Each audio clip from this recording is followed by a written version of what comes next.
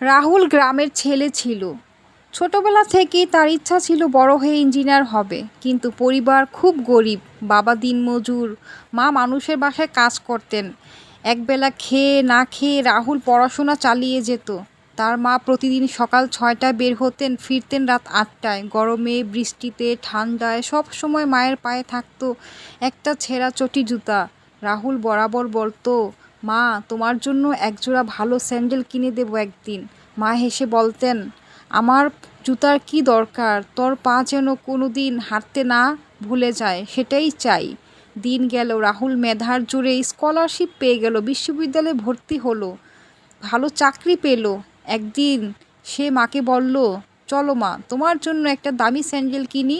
মা এবার কিছু বললেন না, শুধু চোখের জল ফেলে গেলেন। তুই যখন জীবন চলতে শিখলি, তখনই আমার পায়ের সব কষ্ট ভুলে গেছি রে। আসলে একটা মা তার অনেক কষ্ট দিয়ে, নিজের সব কিছু বিলিয়ে দিয়ে সন্তানের জন্য স্বপ্ন বুনে যায়। এটাই কিন্তু বাস্তব।